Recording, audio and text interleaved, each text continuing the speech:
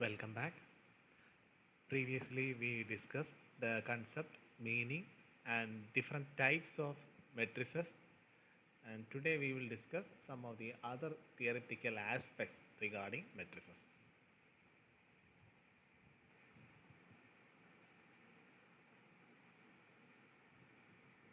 Next one, skew symmetric matrix. Previously, we learned symmetric matrix. And I hope you know what is meant by symmetric matrix. That is, if you have a matrix and if you take the transpose of that matrix, you will get another matrix, but the first matrix and the transpose of the first matrix, both the matrix will be equal. That is known as symmetric. So today we will discuss what is meant by skew symmetric. Any square matrix A means A, the name of that matrix, is said to be skew symmetric if it is equal to its negative transpose. That is, if you are taking a transpose of any matrix, you will get a new matrix that will be the exact negative version of the first transpose. Let's discuss with an example. And you have to prove A equal to minus A raised to T. A raised to T means transpose of a matrix. So minus A raised to T means negative transpose of a matrix. Okay, we are going to prove whether A is skew symmetric or not. For example, consider this matrix A is consisting of 0, 3, 5, minus 3, 0, minus 2, minus 5, 2 and 0. If you take the transpose of this one, see, make sure the signs of the various digits. If you take the transpose of this matrix, you will get another matrix where the signs interchanged. See, in the first matrix, the numbers those are positive is transferred into negative numbers. This is known as skew symmetry. Skew symmetry means this matrix A can be named as skew symmetric matrix because if you take the transpose of that matrix, you will get a negative version. That is a concept of skew symmetric. So you can say that A is a skew symmetric and it is represented by the sign minus A raised to T. And remember, in a skew symmetric matrix, diagonal elements are always 0. See, here the diagonal path numbers are always 0. Then only this skew symmetric and symmetric system works. This is the concept of skew symmetric. Next one. Order of a matrix. The order of a matrix is the dimension of the matrix showing its number of rows and columns. For example, the matrix A is consisting of 1, 2, 3, 2, 1, 0 elements. Here there are 2 rows and 3 columns. We can say the order of a matrix as 2 into 3 because usually the order of matrix is always represented by its rows and columns, that is m into n. M means number of rows, n means number of columns. So the order of any particular matrix is just denote their number of rows and columns. So the order of this matrix A is 2 into 3 because it has 2 rows, 3 columns. This is known as order of a matrix. Sometimes you may come across a question where you are asked to identify the order of a matrix.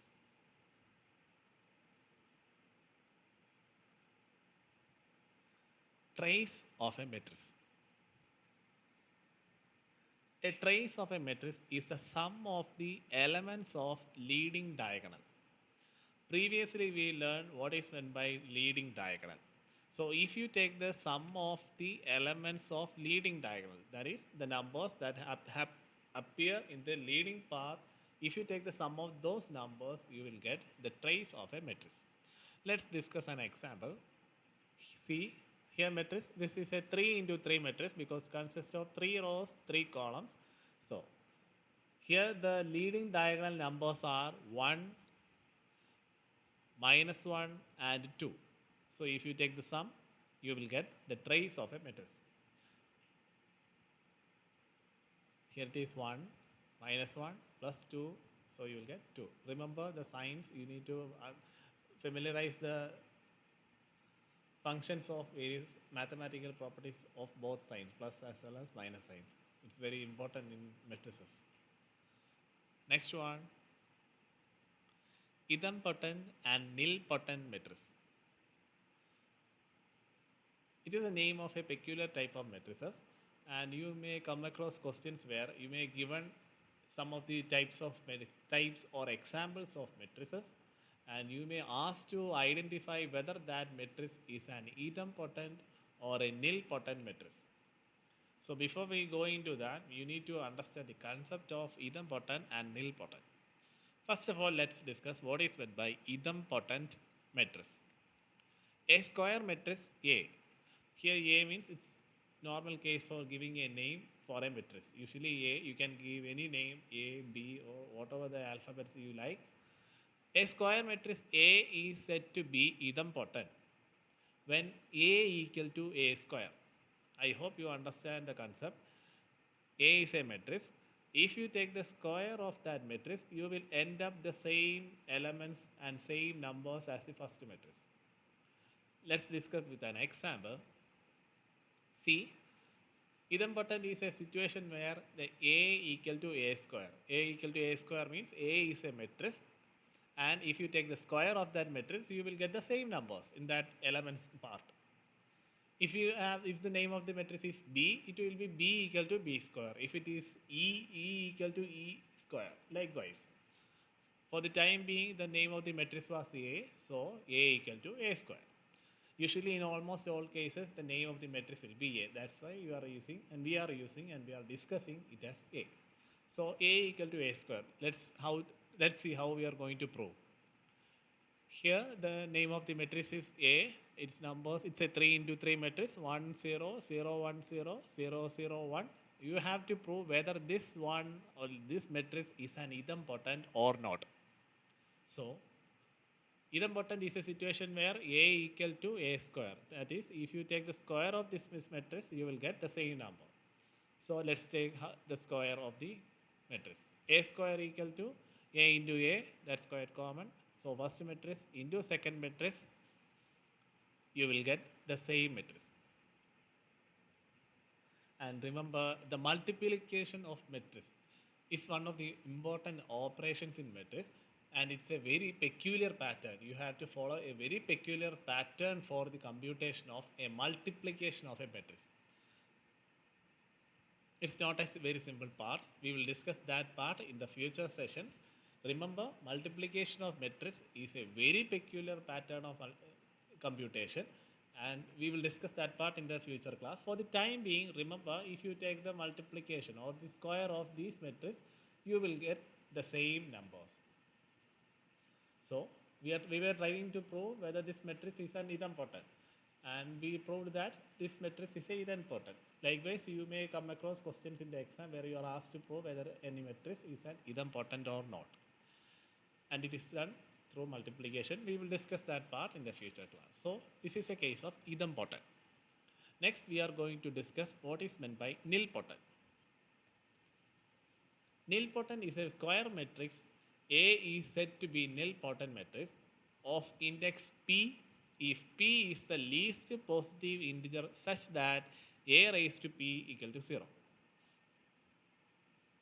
We will discuss an example, then you will get a clear picture about the explanation. Nilpotent concept is A raised to P equal to 0. So we will discuss. A square matrix is said to be nilpotent if the square of a matrix is 0. That is, if A raised to P means A raised to P. P represent whatever the square or cube root, likewise. How many times you are multiplying a matrix? If you are multiplying 2 times, then the P represent 2. If you are multiplying a matrix 3 times, the P represent 3. Usually nilpotent is represented in case of a square. Square means multiplying 2 times. So a matrix is said to be nilpotent if the square of a matrix is 0. So for example, Here A is a matrix consisting 2, minus 2, 2 and minus 2. So we are taking the square. So multiplying this matrix again and again, you will get, if you multiply these two times, you will get an answer 0. Here also there is a peculiar pattern for multiplication of two matrices. We will discuss that part in the future class. For the time being, remember, when you multiply this peculiar matrix with this one, you will get 0. You were asked to prove whether this matrix is a nilpotent or not. Yes, it is a nilpotent because you got the answer 0. That's how you need to prove whether a matrix is a nilpotent or not. If you are multiplying the same matrix 3 times and if you are getting answer 0, then in that case a raised to p, that can be written as a raised to 3. That is the concept of writing the p. I hope you understand this concept. Let's discuss some of the cases regarding matrices. So before we going into the cases or application level cases, you need to understand the basic concepts of operations of matrices. Usually the operation of matrices mainly consisting of addition, multiplication and multiplication of two matrices. Usually addition, multiplication of matrices by scalar. We have discussed what is meant by scalar. So you remember what the concept of scalar. And multiplication of two matrices that we just previously discussed, how to multiply two items. We will discuss in future sessions. These are the three major operations that we have to do in case of matrices. First of all, let's study what is meant by addition of matrices. As the name suggests, addition of matrices simply means adding the elements of two different matrices. That is the concept of addition. It's quite simple and we will discuss an example regarding addition of matrix. So an addition of matrix is a situation where if A and B are two matrices of the same order. I hope you understand what is meant by order. Same order. Order means order of the matrix. Of the same order, then their sum A plus B is defined to be the matrix of the same order obtained by adding the corresponding elements of A and B. We will discuss an example, then we will get a clear picture of what is meant by addition of matrix. For example, case, you are given two matrices A and B. A is a 3 into 3 matrix because it consists of 3 rows, 3 columns, no negative signs. And B is also a 3 into 3 matrix because usually you have to add two matrices. In that case, both the order has to be the same. So here the B is 3 into 3. It's consisting of both positive and negative. Remember, in case of negative numbers, you have to be very cautious regarding the addition as well as other operations of matrices. So how we are going to deal with addition? It's quite simple. You need to add this matrix with this one. Then how we are going to add? Here the first element is 2. You need to add this first element with the first element of second matrix. Similarly, here 3. 3 has to be added with the same element that is positioned in the second matrix. Here 5 has to be added with the same element in the same position of in the second matrix. So in this case, let's study how we are going to add A plus B. Remember A plus B. Here the first letter is A. So you have to put the first importance to the first matrix plus second matrix. You need to remember the order. If you are asked to add A plus B, then you have to consider likewise. If it is a case of B plus A, then it is the opposite. You have to remember, we will discuss that part. Now A plus B, see the first element. First element in the first matrix has to be added with the first element in the second matrix. See 2 plus 5. Here the second element in the first row has to be added with the same one. That is second element in the first row of the second matrix. That is 3 plus 9, but since it is a negative value, 3 minus 9. That's the part you have to be very cautious. Next one, 5. 5 is the third element in the first row. it has to be added with the same third element in the first row of the second matrix, so 5 plus 6. Likewise, next one, 5. 5 is the first item or first element in the second row. So go for the same item, first element in the second row. Here it is 2. So 5 plus 2, likewise. Next one, 4. 4 is the second item in the second row. So you have to add the same number in the same position of the second matrix. So 4 plus 3. Next one, 2. 2 plus minus 5, you will get 2 minus 5. Likewise, 2 plus 4, 5, minus 9, and 9 plus 7. Remember, you need to consider the signs of the numbers. So you have to solve this one and you will finally end up with this one. 5 plus 2, 7. 3 minus 9, minus 6. 5 plus 6, 11. 5 plus 2, 7. 4 plus 3, 7. 2 minus 5, minus 3. 2 plus 4, 6. 5 minus 9, minus 4. And 9 plus 7, 16. This is how you have to take the addition of a matrix. Quite simple, but you have to be very cautious while dealing with the signs of the individual elements in a matrix. I hope you understand the concept of addition. And remember, when you are asked to find A plus B, you have to do the same way like this which we have discussed now. Next one, why I am specifying the concept of following the position of the matrix, because when you are asked to find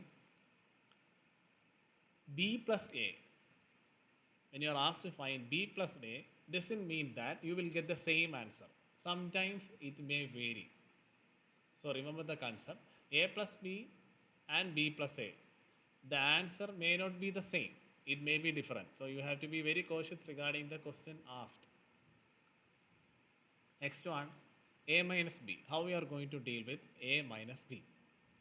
The same procedure. Here the first matrix is this one. A is 2, 3, 5, 5, 4, 2, 2, 5, 9. B is second matrix 5 minus 9, 6, 2, 3 minus 5, 4 minus 9, 7. So you are asked to find A minus B. Same procedure. First element of the first row with the first element of the second matrix. So 2 minus 5, 3, 3 minus 9, 3 minus 9. So it will become 3 plus 9. You need to familiarize the functions of the signs. Next one, 5, 6. So it will be 5 minus 6. Next one, 5 minus 2. Next one, 4 minus 3. Next one, 2 minus 5. 2 minus 5, you will get 2 plus 5. Next one, 2 minus 4. Next, 5 minus 9. So it will become 5 plus 9. Next one, 9 minus 7. So by solving this, you will get another matrix. This is how you have to deal with addition as well as subtraction in case of a matrices. Remember the position of the matrices, A plus B and B plus A. You will not get a same number or a same answer always. It may be different. Likewise, A minus B and B minus A. You will not get the same answer in both cases. It may be different. Okay, just go through the concept, go through the cases and familiarize the various terms which we have been discussing in the previous sessions. You need to aware about each terms, because in the question you may ask to specify various terms, meaning of these various terms. And various matrices are represented through various terms. So you need to familiarize the terms which we have been discussing. So that's all for today. We will discuss about this part and the continuous sessions in the future classes. That's all. Thank you.